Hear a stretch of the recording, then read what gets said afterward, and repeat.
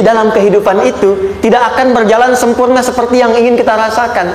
Selalu akan ada perbedaan pandangan. Ya, bahkan dalam kehidupan rumah tangga saja, ya maaf ya, Anda misalnya seorang istri mau ke sini saja mungkin masih bisa beda pandangan warna apa untuk jilbab yang dipakai. Ya, dengan suami bisa berbeda. Papa, bagus yang mana ya? Hijau atau kuning? Ah, kayaknya yang hijau deh gitu kan. Enggak, kayaknya kuning deh gitu kan. Masih mending ada dua pilihan. Begitu dipakai pink. Bisa berbeda. Anak bisa berbeda. Jadi kesan pertama yang ingin dibangun bahwa dalam kehidupan sudah pasti akan ada keragaman pandangan. Dan yang kedua, yang tidak normal, keragaman pandangan itu boleh jadi melahirkan tindakan-tindakan yang kontraproduktif. Mungkin akan mendapatkan celaan. Allah dicela, malaikat dicela, Rasul dicela, Nabi dicela, sahabat dicela, tabi'in dicela, ulama dicela. Kita siapa yang mungkin belum menjadi bagian dari orang-orang itu dan ingin bebas dari celaan? Itu mustahil. Jelas sampai sini? Jadi kalau mendapatkan celaan, berbahagialah, berarti kehidupan kita normal. Jelas? Pernah mendapatkan celaan dalam hidup? Halo? Pernah disoal oleh orang lain? Pernah direndahkan oleh orang lain? Nah, Allah tuh memberi kesan kepada kita, jangankan engkau, Rasul yang paling mulia saja pernah mendapati itu. Tapi bagaimana seni mendapatkan ketahanan sehingga dalam dicela pun tetap tenang, dalam disoal pun tetap hatinya nyaman. Karena ketenangan itu yang membawa pikiran tenang dan tindakan yang terukur. Dan kadang-kadang ketenangan itu lebih penting bahkan dibandingkan dengan harta yang berlimpah. Seringkali saya berikan perbandingan dari sejak dulu kita belajar kan. Coba pilih mana? Saya yakin masih konsisten. Pilih mana? Kaya tapi gelisah atau miskin tapi tenang? Tidak boleh ada pilihan ketiga, saya tahu itu. Kaya tapi gelisah atau miskin tapi tenang? Pilih mana? Ya, saya tahu lah. Kaya tapi tenang. Oke, di fase ini wahyu belum turun. Nabi sudah ngajar, turun wahyu, turun ala-ala, turun beberapa surah. Tiba-tiba ada masa jeda, wahyu belum turun. Sepekan belum turun, sebulan belum turun. Disitulah muncul seakan ada amunisi bagi orang-orang yang tidak senang dengan Nabi, tidak senang dengan ajakan Nabi pada kebaikan. Ini poin yang kedua. Kalau Anda berbuat baik, pasti ada tantangan. Ingat ya, kalau Anda berbuat baik, apapun itu, pasti ada tantangan. Yang menguji konsistensi kebaikan itu apakah serius untuk dilakukan atau tidak. Maka mulai muncul tuduhan. Lihatlah Muhammad dari ditinggalkan sama Tuhannya. Itu Muhammad dah gila tuh, naik turun bukit, naik turun lagi, kayak orang bengong. Muhammad udah ada beban di pundaknya. Jangankan umatnya, Rasulnya saja yang mengklaim Rasul punya masalah katanya, kan? Dan ditinggalkan Tuhannya, kok masih mau ikut Muhammad? Maka dalam keadaan itulah kemudian ditunggu, naik turun, turunlah kemudian dua surah sekaligus, surah 93, surah 94, yaitu surah Ad-Duha dan Al-Insyirah. Nih. Oke. Ini materinya dahsyat ya, penting sekali, saking pentingnya ini cepat habis tuh. Sekali lagi. Jazakallah khair. Lebih kelihatan ya. Baik, yuk pelan-pelan. Jadi turunnya surah Ad-Duha dan surah Al-Insyirah, hikmahnya satu atau fungsinya satu, memberikan petunjuk bagaimana mengatasi satu persoalan sesulit apapun tapi masih dapat menghadapinya dengan keadaan yang tenang. Satu surah ini atau dua surah ini diturunkan untuk membimbing setiap hamba menuju kepada ketenangan hati. Dua, membangun kekuatan mental sehingga dalam situasi apapun dia tetap kuat mengatasi berbagai persoalan kehidupan. Nanti terapannya banyak, di bisnis ada. Nanti saya turunkan contohnya. Kadang-kadang ikut tender, sudah bagus, sudah menang, tapi proyeknya diambil orang. Ada yang begitu? Nanti ada ayatnya, ada. Nanti kita turunkan. Udah siap-siap, kan, pengen melamar, ternyata keduluan orang, gitu kan? Udah siap-siap, pengen dapat ini, mau lulus, ternyata nilainya nggak seperti yang diharapkan. Muncul, ada, selalu ada demikian.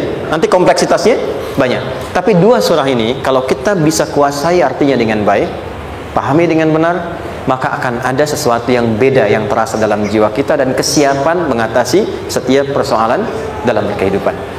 Yuk kita baca dulu ya supaya dapat keberkahannya dari dua surah ini. Saya bacakan, Anda ikuti ya. A'udzu billahi minasy syaithanir rajim.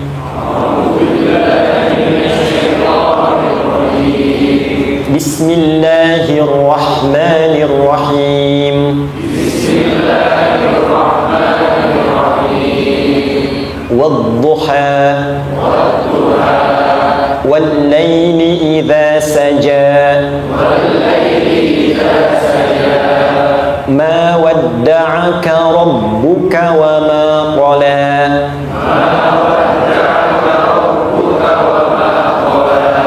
ma wadda'aka rabbuka wa ma qala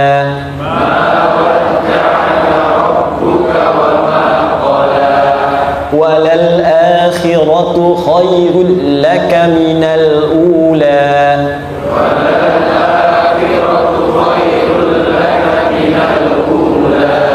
wala sawfa yu'tika rabbuka fatarda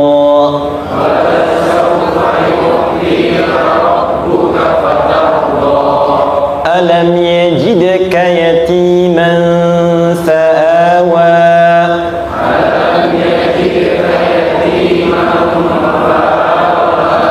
wa wajadaka dhallan fahada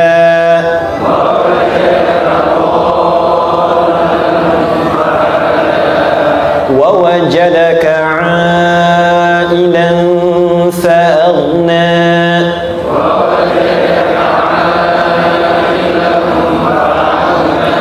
فأما اليتيم فلا تقهر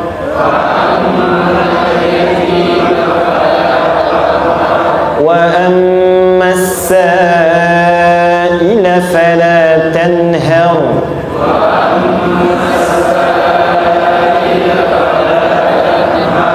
وأما بنعمة ربك فحدث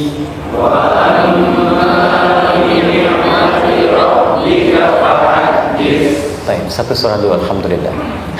Izin saya bacakan tadi untuk diikuti supaya setidaknya kalau kita pulang dan ditanya bagaimana hidupmu engkau jalani, seperti apa engkau berinteraksi dengan Quran yang telah aku turunkan, maka kita pernah menjawab, ya Allah, kami pernah bacakan itu.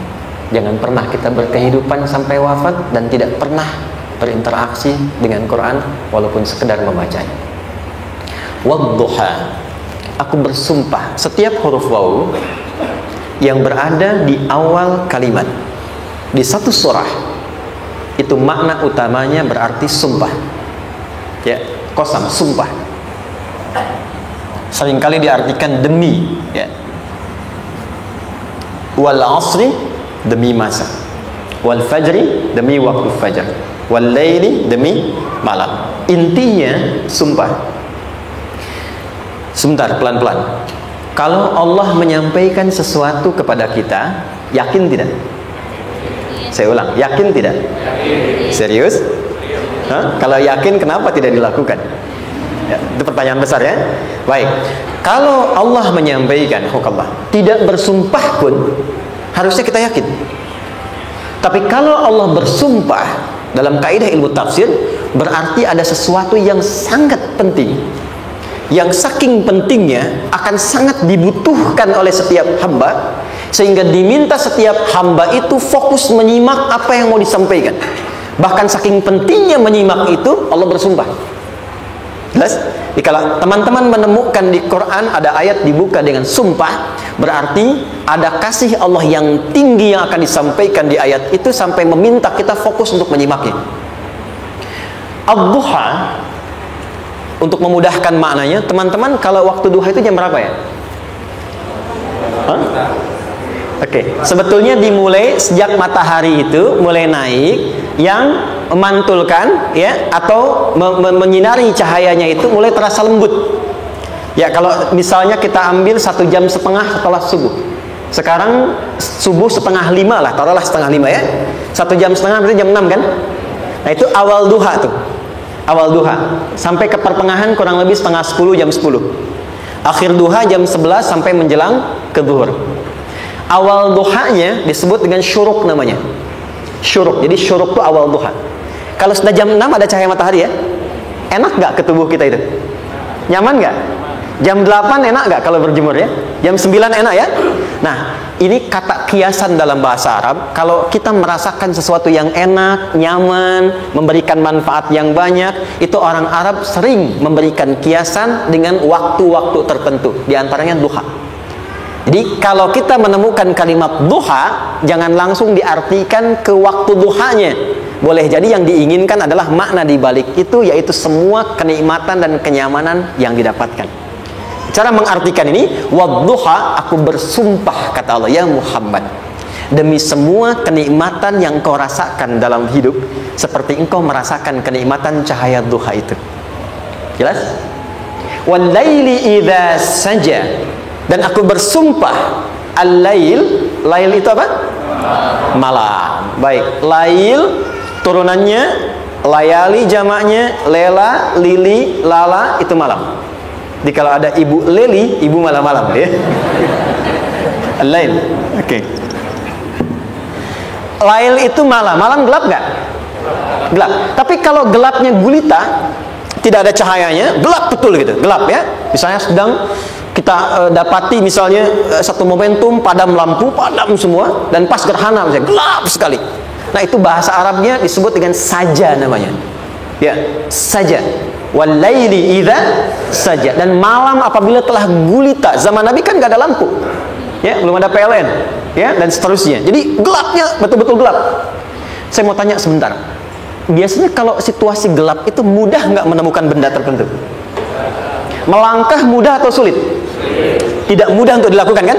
Dalam bahasa Arab, kalau kita ingin mengungkapkan satu kegamangan yang luar biasa, sampai kita merasakan gelap dan sulit melangkah, bukan hanya karena nggak ada cahaya, mungkin karena ada pekerjaan tertentu yang menyulitkan, masalah tertentu yang menyulitkan, sehingga merasa seakan-akan kita tuh gelap, makan nggak enak, melangkah susah. Pernah nggak merasakan situasi yang saking beratnya satu beban itu seakan-akan makan nggak mau, melangkahnya berat, ada vertigo, kadang-kadang pusing? Pernah merasakan itu? Itu bahasa Arabnya wal laili idza saja. Perhatikan kalimatnya, ya Muhammad sallallahu alaihi wasallam, aku bersumpah demi semua kebahagiaan dan kenikmatan yang engkau pernah raih, seperti merasakan kenikmatan cahaya duha. Dan mungkin persoalan hidup yang pelik yang membuat engkau merasakan kesulitan, seakan-akan merasa di suasana gelap yang gulita. Ma wadda'aka rabbuka wa ma qala. Tanamkan dalam jiwamu yang paling dalam, aku tidak akan pernah meninggalkanmu. Ada suami pulang dari pekerjaan, mendapati istri sedang termenung dan mengalir air matanya. Tiba-tiba suaminya datang mengatakan, hangat sekali pada istrinya, di sampingnya membelainya dan mengatakan, "Ma, demi semua suka yang pernah kita lalui bersama, dan demi duka yang mengalirkan air matamu saat ini pun, tanamkan dalam hatimu yang paling dalam, Papa akan selalu bersama Mama dalam setiap situasi itu." Kira-kira para ibu merasakan itu bagaimana perasaannya? Masa sih? Tapi itu menarik loh. Menarik ya. Ini kalau teman-teman ngaji surat Yusuf, di surat Yusuf itu laki-laki diilustrasikan dengan matahari, perempuan diilustrasikan dengan rembulan. Ya. Inni ra'aitu ahada asyara kaukaba wasyamsa wal qamara ra'aituhum li sajidin. Ayah, aku melihat bulan dan matahari serta 11 gemintang sujud hormat kepadaku. Jadi matahari diartikan itu sebagai laki-laki, suami, ayah. Kenapa disebut matahari? Diilustrasikannya, matahari itu kan menyengat dengan kuat. Kalau kita menjemur, mengeringkan pakaian, melindungi. Tipikal suami itu melindungi. Ada yang ganggu istri, sengat dengan kuat. Ada air mata yang mengalir, hei, keringkan itu sehingga tidak larut air mata mengalir di pipinya. Itu matahari. Sebaliknya rembulan. Rembulan itu kan enak dipandang, bukan bulannya ya. Bukan bulannya. Kalau bulannya kan desainnya nggak sempurna baik terlihat, tapi cahaya rembulannya tampil dengan indah, tampil dengan baik, enak dipandang, menenangkan dan tidak tertukar. Jangan sampai ada istri jadi matahari, suami jadi rembulan. Jelas ya? Dengan kekuatan bulan aku menghukummu, ya kan? Itu. Oke. Tahan sampai sini, tahan. Lihat baik-baik. Saya berhenti sampai sini dulu. Kalau di Quran ada ayat menyebutkan tidak spesifik orang yang disebutkan dan kapan kejadiannya, maka peristiwa itu akan terjadi dan dialami oleh kemungkinan generasi berbeda di setiap masa dengan tokoh berbeda tapi perasaan yang serupa. Sebaliknya, kalau disebutkan namanya, jelas identitasnya, kapan kejadiannya, maka peristiwa itu hanya akan menimpa orang tersebut dan tidak akan dialami lagi orang lain setelahnya. Saya tanya dulu yang akhwat, yang perempuan, kenal Maryam? Kenal, bagus. Kenal di mana? Maryam anaknya Imran, mengandung, melahirkan Isa alaihissalam, Yesus Mesias, tanpa disentuh laki-laki manapun. Dan di Quran identitasnya disebutkan langsung, Maryam binti Imran, wa Maryam ibnata Imran. Ini menunjukkan kesan bahwa yang mengandung dan melahirkan tanpa disentuh laki-laki manapun, itu hanya Maryam anaknya Imran. Ingat ya, mengandung melahirkan tanpa disentuh laki-laki manapun, bukan mengandung melahirkan tanpa suami. Kalau itu banyak dia, ya, mengandung melahirkan tanpa disentuh laki-laki manapun, hanya Maryam binti Imran. Tapi kalau nggak disebutkan siapa orangnya, kapan kejadiannya, tidak detail disebutkan, ini artinya situasi itu akan dialami kembali oleh orang di masa depan dengan generasi yang berbeda tapi substansi yang sama. Pertanyaannya, pernahkah kita mengalami situasi yang sulit sampai seakan merasa gelap? Nah, baik, maka adab yang pertama, jika mengalami situasi seberat apapun dalam berkehidupan, maka dekati Allah Subhanahu wa ta'ala. Ini awalnya, dekati Allah. Apalagi kalau ada yang mengatakan ini nggak mungkin, ini nggak akan terjadi, ini nggak bisa. Kalau sudah ada tanda seperti itu tanda langsung dari Allah supaya Anda diminta langsung mendekat kepada Allah dan tinggalkan semua makhluk. Karena Allah hanya akan mengabulkan langsung kepada Anda tanpa perantara siapapun. Itu yang terjadi pada Nabi Zakaria. Ini nggak mungkin, ini mustahil. Maka beliau langsung memohon kepada Allah dan langsung menyebutkan, ya Allah, saya minta darimu saja, tidak dari yang lain. Maka dikabulkan seketika. Jadi yang pertama, jika punya kesulitan sebesar apapun, seberat apapun, cepat dekati Allah. Maka di situ akan dijawab langsung oleh Allah, ma wadda'aka rabbuka wa ma qala. Hambaku, sepanjang engkau mendekat kepadaku, maka yakinkan dalam dirimu, situasi apapun yang kau rasakan, aku tidak akan pernah meninggalkanmu. Sudah? Satu? Paham sampai sini? Oke. Pelan-pelan ya. Saya belum bicara caranya. Saya baru bicara di awal motivasinya. Dekati Allah dulu, nanti caranya didetilkan di surah Al-Insyirah. Teruskan. Ma wadda'aka rabbuka wa ma qala. Walal akhiratu khairul laka minal. Perhatikan. Hei, seberat-berat bebanmu saat ini, ingat, satu saat akan tuntas. Dan ini pun ujian. Kalau sudah meninggal, gak ada ujian lagi. Dan nanti kehidupan yang sekarang, apapun yang kau pertentangkan, perdebatkan, perselisihkan, itu semua akan ditinggalkan. Jadi ternyata Allah mengungkap hakikat kehidupan dunia. Apapun yang diperselisihkan, tuh unik ya. Orang berselisih pada yang akan ditinggalkan. Aneh nggak? Ada orang berebut makanan, kan? Rebutan sampai berkelahi dan sebagainya. Pada akhirnya makanan yang diperebutkan itu pun akan ditinggalkan. Yang ini meninggal, itu meninggal.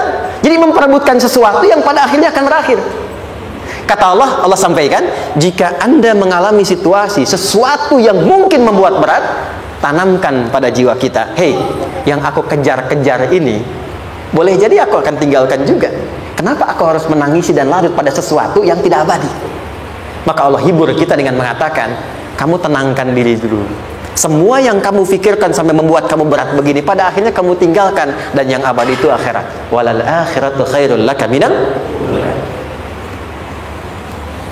Dua, pelan-pelan sikapi setiap masalah dengan proporsional. Jangan terlalu larut dalam sesuatu. Dapat job satu, pengen, dah siap, kontraknya besar, tiba-tiba hilang. Dipikirin, Anda mikirkan itu pun nggak akan balik. Proporsional aja dulu. Ya, nanti caranya akan turun nanti di alim syirah. Tenangkan diri dulu. Prasangka baik kepada Allah Subhanahu wa taala. Boleh jadi apa yang Allah ingin berikan sebagai pendahuluan sekarang belum sampai kepada kita karena Allah menyiapkan yang lebih baik di balik itu. Kita belum tahu ada apa di balik itu sehingga kita tidak dapatkan itu. Sehingga kemudian Allah katakan walal akhiratu khairul laka minal ula. Teruskan wala saufa yu'tika rabbuka. Pelan-pelan, orang yang punya sikap seperti ini itu cenderung lebih dekat mendapatkan ridha Allah dibandingkan dengan orang-orang yang larut dalam kesulitan.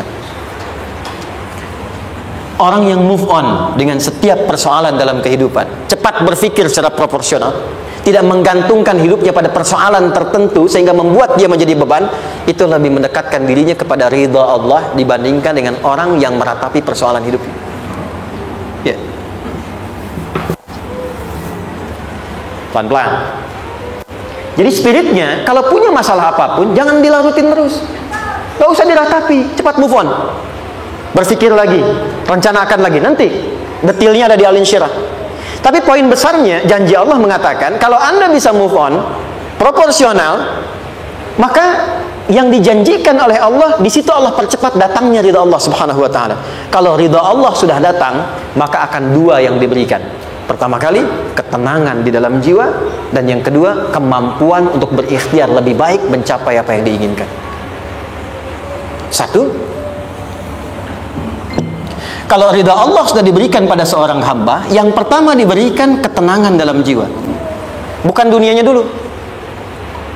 Bukan apa yang Anda ingin harapkan dulu. Pengen sesuatu, ya, pengen materi, pengen kedudukan, pengen lulus anaknya ujian, kan? Tiba-tiba terjadi sesuatu, diratapin, alih-alih meratap, alih-alih membuat status, alih-alih menyulitkan diri, kata Allah, terima dulu proporsional. Setelah itu dekatkan diri kepada Allah, turun ridha Allah. Begitu turun, yang pertama diberikan ketenangan kepada hati. Tenang dulu. Kalau sudah tenang, nanti dibimbing menyelesaikan apa yang sedang dihadapi itu. Itu poin yang ketiga. Pelan-pelan. 4. Kita masuk ke detail sekarang. Perhatikan baik-baik. Ini yang paling menarik. Alam yajidka yatiman fa'awa. Muhammad SAW, bukankah dulu engkau yatim, punya banyak masalah? Aku selesaikan juga. Ayahmu meninggal sebelum lahir, ada ibu. Ibu meninggal, ada kakek. Kakek meninggal, ada paman. Ya kan? Ada teman yang menemani Sayyidah Khadijah, teman yang setia, semua kebutuhan tersedia. Artinya Pak, perhatikan baik-baik. Kalau Anda punya masalah sekarang, jangan sampai melupakan yang dulu-dulu pun pernah tuntas Allah selesaikan. Jadi kalau sekarang sedang punya persoalan, jangan sampai satu masalah ini membuat Anda kehilangan harapan dan kehidupan. Sementara Anda sadar dulu pun banyak masalah kok selesai juga. Kenapa dengan yang satu ini kita harus jatuh? Sekarang usia berapa? 20, 30, 40, 50. Sekarang usia 50 tahun, ada masalah, baru 5 menit datang sudah merasa jatuh. Yang 50 tahun ke belakang yang banyak selesai itu kita nilai atau tidak? Maka kata Allah, seperti yang dulu pernah aku selesaikan ribuan masalah itu, yang sekarang pun mudah aku tuntaskan. Jelas? Nah, secara psikologi, orang-orang yang selalu bertindak seperti itu akan selalu punya harapan lebih tinggi untuk menyelesaikan persoalannya. Jadi kalau sedang punya masalah, pikirkan yang dulu juga selesai, masa yang sekarang nggak selesai. Itu prinsipnya. Secara psikologis demikian. Jelas ya? Oke. Wa wajadaka dhallan fahada. Muhammad, dulu engkau pernah mengalami melihat masyarakat banyak berbuat yang tidak baik, aku berikan petunjuk. Kuncinya fahada di situ. Orang yang punya motivasi kuat dan keyakinan untuk bisa menyelesaikan persoalannya, maka dia akan lebih cepat mendapatkan petunjuk Allah untuk mendapatkan solusi terbaik. Ada sini. Saya agak cepat ya, mohon izin. Wa wajadaka 'ailan fa'aghna. Bahkan, maaf, bukan sekedar selesai, kalau perlu saya bikin kaya, kata Allah. Aghna itu kalau ilmu, ilmunya luas. Kalau harta, hartanya banyak. Kalau kedudukan, kedudukannya tinggi. Hei, engkau yang sedang mengejar kedudukan, aku tahan sebentar karena ada yang nggak bagus untukmu di sini. Tapi kalau kamu terima, aku angkat itu lebih daripada apa yang kamu harapkan. Kamu pengennya bintang 2, aku naikkan sampai bintang 4. Kalau perlu 5 sekalian. hei, kamu yang ingin kampus di sini, aku tahan. Bahasa kamu nggak lulus, kamu nangis, kamu mengadu, kamu datang pada orang tuamu. Orang tua mulai protes, mulai curhat macam-macam. Terima dulu. Mungkin di sini ada yang tidak baik, seperti doa ibumu yang sering memohon, ya Allah, jangan sampai anakku berbuat yang salah, jangan sampai terjebak narkoba, jangan sampai terbawa tawuran. Di sini ada yang kurang tepat untukmu. Kalau kamu ridha, kamu terima, kamu proporsional, bahkan aku pindahkan ke kampus yang lebih baik yang tidak kamu bayangkan sebelumnya. Di orang-orang yang selalu menerima apa yang Allah ujikan dan ridha dengan itu, maka Allah akan angkat derajatnya bahkan melebihi ekspektasi dirinya. Paham? Kalau sudah seperti itu, maka lihat ujung ayatnya. Lihat ujung ayatnya. Fa ammal yatima fala taqhar. Maka jangan pelit berbagi kepada orang lain. Share. Kalau sudah sukses, share. Berbagi, bukan hanya materi, bagi ilmunya, ya, bagi kebahagiaannya. Wa ammas sa'ila fala tanhar. Jangan sampai nunggu orang minta. Kalau lihat ada kawan yang butuh, sekarang Anda sukses. Tapi boleh jadi kesuksesan Anda itu tangganya dari teman-teman Anda. Kalau sudah teraih ke atas, lihat lagi anak tangganya ke bawah. Ajak teman, jangan ditunggu minta. Ajak, bawa dia, berikan peluang. Jangan sampai dia minta, apalagi Anda bentak-bentak. Aku kan yang dulu bantu kamu. Jangan sampai keluar kata-kata itu. Kamu bisa naik di atas karena aku kan yang dulu bantu kamu. Kamu bisa jadi pemeran utama karena aku yang rekomendasikan. Karena aku yang dorong kamu. Misal, jangan sampai keluar kata-kata itu. Apalagi langsung keluar, tidak, ini karena ilmuku saja misalnya. Kalau itu bisa dilakukan dengan baik, lihat ujungnya. Wa amma bi ni'mati rabbika fahaddits. Maka semua nikmat yang dirasakan akan mudah untuk diimplementasikan dan disyukuri. Jadi semua nikmat itu bukan cuma dirasakan. Jadi membagi semua nikmat itu adalah rasa terbaik untuk menikmatinya. Maaf ya, Anda kalau punya makanan, dimakan sendiri. Dengan dibagi sama-sama, kira-kira rasa nyamannya yang pertama atau yang kedua? Kedua. Makan sendiri, enaknya sendiri kan? Tapi ketika ada teman berbagi dan tahu, oh enak ya, nyaman ya, ada kebahagiaan, ada ngobrol, ada tertawa, ada kebersamaan, itulah inti nikmat yang sesungguhnya. Wa amma bi ni'mati rabbika. Ternyata masalah yang diberikan bukan ingin memberikan beban, tapi ujungnya, endingnya, supaya Anda bisa mendapatkan nikmat berkualitas yang bisa dibagi. Lihat surat Ad-Duha itu jangan cuma lihat awalnya, lihat ujungnya. Ternyata ketika seseorang mendapat masalah, seberat apapun, itu bukan ingin membebani, tapi ingin meningkatkan kualitas hidupnya supaya mendapatkan nikmat yang lebih besar dan merasakan nikmatnya itu dengan berbagi. Itu poinnya. Jadi kalau sampai sini kita paham dan kita beri nama misalnya dengan fikih ujian. Jadi kalau desain ujian ini sistematikanya kita pahami, maka tidak ada alasan untuk mengeluhkan persoalan. Jadi melihat masalah itu bukan sebagai beban, pada akhirnya melihatnya sebagai tangga untuk mencapai kebahagiaan. Jelas sampai sini? Baik, kalau sudah seperti ini, ingin punya masalah atau tidak ingin punya masalah? Tidak. Ingat ya, jadi kalau anak pulang bawa masalah, dilihatnya jangan beban. Oh, Allah ingin menaikkan kualitas pada anak saya, yang dengan itu menjadikan ia mendapatkan nikmat yang belum pernah didapati. Kalau rumah tangga sedang ada masalah, jangan banyak diperseterukan, tapi direnungkan sejenak. Oh, Allah ingin meningkatkan kualitas rumah tangga ini, sehingga kita bisa mendapatkan nikmat yang tidak pernah didapati sebelumnya. Makanya nikmat berumah tangga itu yang terbesar, selalu bertambah ketika menyelesaikan masalah. Silahkan cek. Kalau sedang ada masalah berseteru kan, tapi setelah selesai kan jadi lebih nikmat ya. Ya, lebih senang lagi, lebih cair lagi, lebih bahagia lagi, lebih mendukung lagi. Ternyata ada nilai-nilai kebaikan yang tersimpan yang belum disadari sepenuhnya. Pertanyaannya, kadang-kadang mudah diucapkan, tapi tidak mudah mempraktekkan. Bagaimana itu semua bisa ditempuh dengan baik sehingga ketika mengalaminya kita bisa tenang menghadapinya. Maka turunlah surah Al-Insyirah. Saya cepat.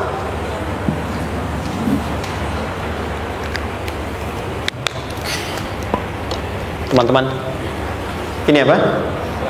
Kelas ya? Baik, pelan-pelan sedikit. Kira-kira volumenya besar kecil? Kecil ya? Baik. Kalau saya bandingkan dengan gayung, volumenya besar mana? Gayung ya? Baik. Kalau ini saya perlebar, sehingga bisa memasukkan apapun ke dalamnya. Itu bahasa Arabnya disebut dengan insyirah namanya. Jelas? Meluaskan sesuatu sehingga terlihat lapang, sehingga memudahkan setiap hal masuk ke dalamnya. Itu insyirah namanya.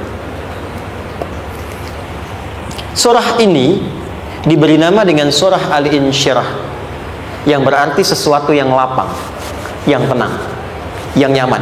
Yang diharapkan dengan keadaan hati yang lapang, nyaman, tenang itu, segala persoalan yang dihadapi dalam kehidupan akan mudah diterima dan tidak berdampak besar dalam menyikapinya. Maka bagaimana kemudian Allah memberikan turunan-turunan petunjuk supaya apa yang diharapkan ini bisa tercapai? Satu, izin mengilustrasikan. Saya kasih cerita sebentar. Ada seorang anak muda, kisah ini sangat viral, hampir setiap kita bisa mendapatinya. Datang kepada seorang kakek tua di sisi danau yang jernih sekali airnya. Dia berkeluh kesah tentang persoalannya. Dia katakan, saya punya masalah begini. Berat sekali terasanya. Kakek itu kemudian permisi, dia hanya membawa 2 genggam garam. Kemudian beliau bawa 1 gelas, ilustrasinya seperti ini. Dimasukkanlah kemudian garam itu ke gelas itu. Lalu diambil 1 gelas air yang jernih tadi dengan garam segenggam. Kata beliau, minum. Pemuda itu mengatakan, wah asin, minum aja dulu. Lalu ketika diminum, langsung ditumpahkan. Dia muntahkan, asin katanya. Lalu setelah itu kakek yang tadi melepaskan segenggam sisanya, dilempar ke danau tadi yang luas. Lalu diambil lagi dengan gelas yang sama. Sekarang minum. Bagaimana rasanya? Segar, enak, nyaman. Itulah hatimu. Kalau hatimu sempit sesempit gelas ini, maka masalah sekecil apapun akan selalu menghadirkan kesulitan seperti engkau menelan garam tadi. Tapi kalau hatimu luas, sebesar apapun masalah tidak akan pernah berdampak pada dirimu kecuali engkau mampu menyusun rencana untuk mengatasinya. Kelapangan hati yang membuat diri kita mampu menerima persoalan apapun, itu yang disebut dengan insyirah. Makanya dulu tahun 90-an ada sinetron Hati Seluas Samudra gitu ya. Saya pernah tahu itu. Sama anaknya diapa-apain juga, masih aja ya menerima gitu. Dulu siapa ya? Jeremy Thomas dan lain-lain ya. Saya kira ada itu. Ya, saya kira itu ya. Saya pernah lihat sejenak ya. Saya jarang-jarang nonton gitu. Pernah lihat aja. Saya senang riset. Jadi kalau riset itu ada riset dakwah, ada riset materi. Saya teman-teman yang musik gitu ya, saya tidak terlalu dekat dengan musik karena saya di Quran gitu. Tapi untuk mengetahui hukum musik itu bagaimana, saya riset. Sampai ke notasi saya tahu. C D F G A B C G A B C D F G D F G A B C D A B C D F G A F G A B C D E B C D E F G A B C D gitu kan ya? Ya, tapi kalau diminta piano, gitar, ini saya nggak bisa. Ya, tapi untuk menentukan hukum, nah kita bisa paham gitu. Misalnya boleh nggak baca Quran pakai langgam Jawa gitu kan? Nah hukumnya apa? Nanti dari teori itu muncul. Ya, paham ya? Nah, oke, balik sini. Perhatikan baik-baik. 1, saya agak cepat. Ini ditafsir langsung turun Al-Insyirah. Yang pertama, alam nashrah laka sadrak wa wada'na anka wizrak alladhi anqadha dhahrak. Tahan sampai sini dulu, 3 ayat. Saya mulai dari ayat kedua dan ketiga. Perhatikan baik-baik. Wa wada'na anka wizrak alladhi anqadha dhahrak. Artinya apa? Artinya satu beban yang diletakkan di pundak yang berpengaruh kepada semua bagian tubuh. Kita pernah melakukan atau melihat yang angkat beban ya? Beban kan semakin berat diangkat, semakin terasa ke bagian-bagian tubuh ya, ke semuanya.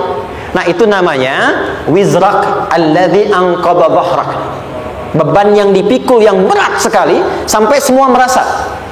Makanya jadi satu ungkapan dengan mengatakan dia sedang memikul beban yang sangat berat. Sampai kepalanya pusing, tidur nggak nyaman, miring kanan, miring kiri. Itu namanya ya alladzi anqadha dhahrak. 1.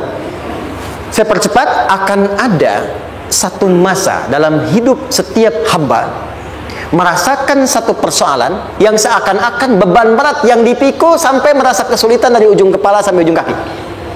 Siapapun itu. Jujur ya, setiap kita tanyakan pada diri sendiri. Setiap kita yang ada di sini, saya yakin pasti pernah atau bahkan akan mengalami satu peristiwa yang merasakan beban berat sampai seakan-akan ujung kepala sampai ujung kaki merasakan sakitnya. Ada yang sudah mengalami atau bahkan nanti akan ada yang melalui. Perhatikan baik-baik. Teruskan ayatnya. Wa rafa'na laka. Perhatikan. Kalau ada yang sedang merasakan itu, yakinlah kata Allah, pada saat itu sesungguhnya Allah sedang mengangkat derajatnya dan meningkatkan kualitas hidupnya untuk mencapai sesuatu yang istimewa yang belum pernah diraihnya. Dari sini kita buat persamaan.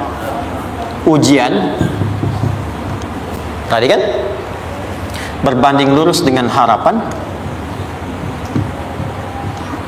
banding lurus dengan solusi nanti pada akhirnya. Fokus.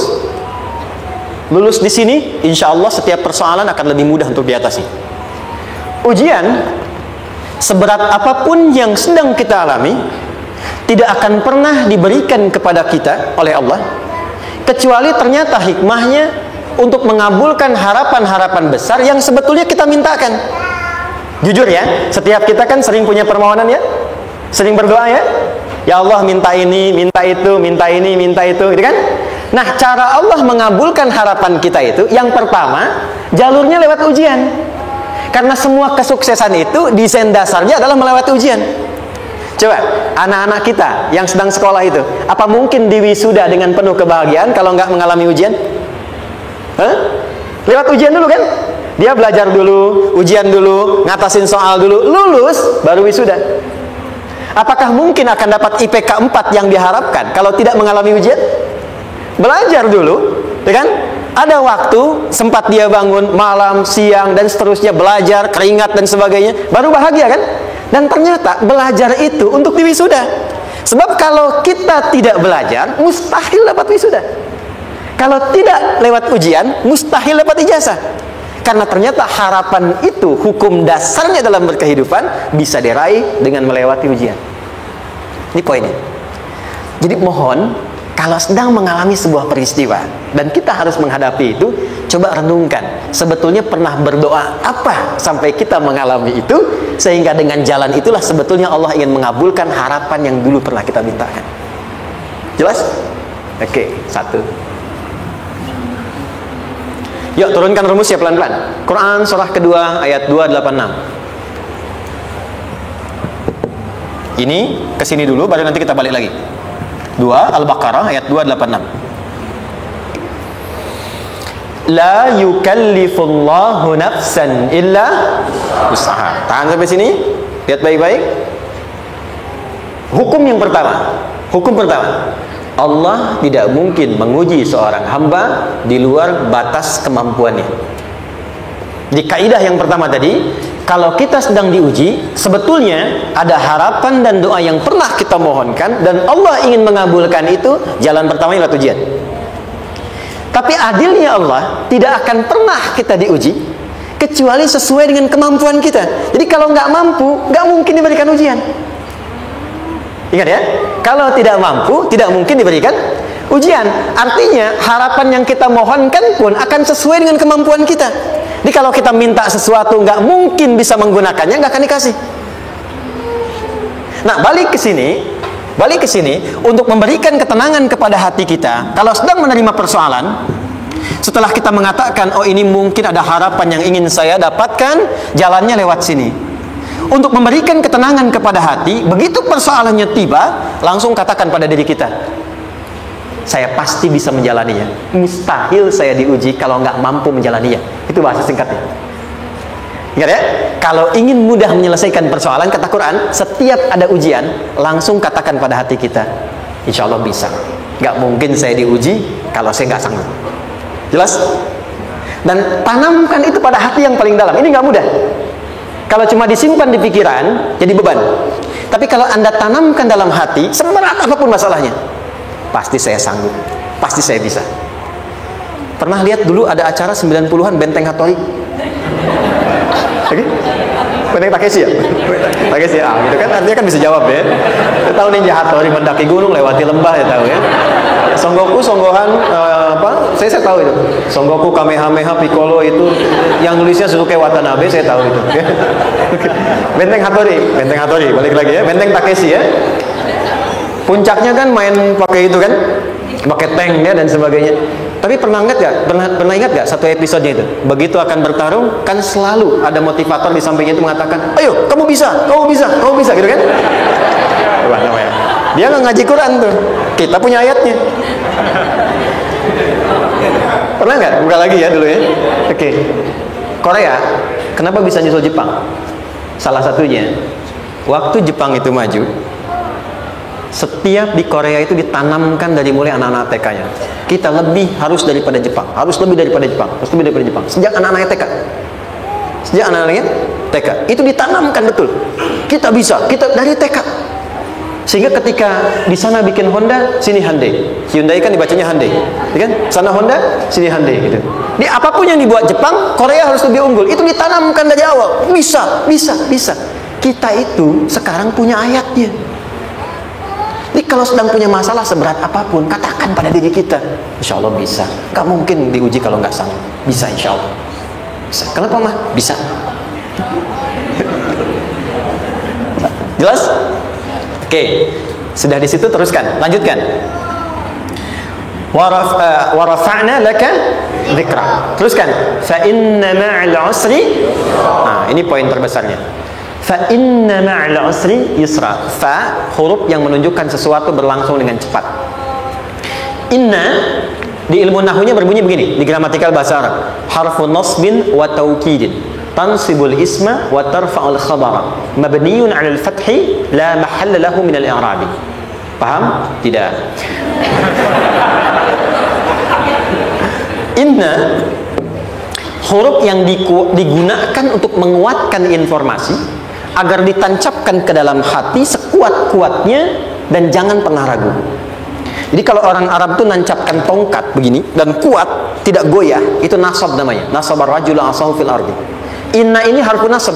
Jadi kalau ada di Quran dibuka informasinya dengan inna, maksudnya begini, hei, tancapkan informasi dalam hatimu dengan kuat, jangan pernah ragu.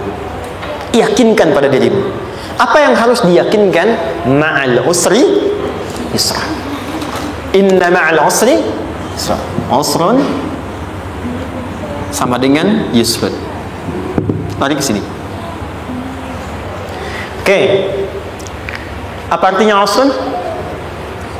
Sulit. Oke. Sulit itu ada dua. Ada sa'bun, ada usrun. Kalau kesulitan yang relatif, kata si A sulit, si B mudah, itu sa'bun namanya. Contoh, kata si fulan bahasa Jepang susah, padahal kata yang lain tidak. Saya ke Jepang, anak-anak kecil begini bisa bahasa Jepang ini kan, bagi mereka mudah gitu ya, saking mudahnya gitu, kata shiwa gitu. Anak-anak kecil, bagi mereka mudah, bagi kita belum tentu. Itu sa'bun. Innal lughatal yabaniyah sa'bah, relatif. Tapi kalau kesulitan yang sifatnya mutlak, semua orang mengatakan sulit. Maaf, bawa mobil sulit atau mudah? Bukan mengendarai ya, bawa mobil, bawa. Sulit ya? Sulit ya? Baik, sepakat sulit semuanya. Nah, itu dalam bahasa Arab dikenal dengan usrun. Kesulitan yang semua sepakat bahwa itu susah. Sulit, semua sepakat. Dan ketika ada orang bicara, aku sedang punya masalah begini, semua mengatakan, wah itu nggak mudah, itu nggak mudah. Itu usrun namanya. Lawannya, kemudahan yang relatif disebut sahlun. Tapi kemudahan yang semua sepakat bahwa itu mudah, itu yusrun namanya. Mengangkat spidol, semua mengatakan mudah, ringan, itu yusrun namanya. Perhatikan, Allah tidak memasangkan sa'bun dengan sahlun, tapi memasangkan usrun dengan yusrun. Orang-orang yang punya keyakinan kuat, setiap persoalan itu akan selesai, dan dia mengatakan pada dirinya, aku bisa melewatinya. Maka perhatikan kalimat kata Quran, inna ma'al usri yusran. Sesulit apapun masalah yang sedang dia alami, maka Allah akan datangkan solusi semudah-mudahnya yang bisa dia nikmati. Dengan kata lain, kalau kita bawa ke bahasa psikologi, kalau sedang menghadapi persoalan seberat apapun, selain kita mengatakan ini pasti bisa saya lalui, saya insya Allah sanggup mengatasinya, katakan pada diri kita, ini pasti selesai, pasti ada solusinya, pasti mudah. Katakan, walaupun memang solusinya belum datang, tapi tenangkan pada diri kita dengan mengatakan inna ma'al usri yusra. Bahasa psikologinya, katakan pada diri kita, ini pasti selesai, Nggak mungkin nggak selesai, pasti ada solusinya, pasti mudah. Itu lebih memberikan harapan pada diri kita untuk menuntaskan persoalan dibandingkan dengan meratapinya. Jelas? Teruskan. Fa inna ma'al usri. Kalau masih ragu kata Allah, katakan lagi sekali lagi sampai hati kita merasa nyaman. Jadi kalau sedang punya persoalan seberat apapun, tanamkan pada diri kita, pasti selesai. Belum nampak, insya Allah pasti selesai. Gak mungkin diuji kalau nggak ada solusi. Itu lebih memberikan harapan. Setelah itu, fa'idha faraghta, mitigasi masalahnya, mitigasi persoalannya. Tuliskan, ini masalahnya apa? Rumah tangga, apa saja misalnya. Dia ada suami, ada istri, ada anak-anak. Masalah ada di mana? Kadang-kadang menangnya jadi kusut karena satu-satu nggak segera diselesaikan. Maka kata Al-Quran, fa'idha faraghta, satu-satu mitigasi dulu. Satu masalah di sini, lihat di suami, lihat di istri. Kalau pekerjaan, masalahnya apa? Sebelum bercabang kemana-mana, petakan. Apakah rekanannya? Apakah relasinya? Apakah kemampuannya? Apakah manajerialnya? Apakah marketingnya? Mitigasi, kotaki semua, selesaikan satu-satu. Setelah itu, apa yang dilakukan? Wa ila rabbika, tawakal sepenuhnya kepada Allah untuk menentukan hasilnya. Tawakal itu yang paling mahal.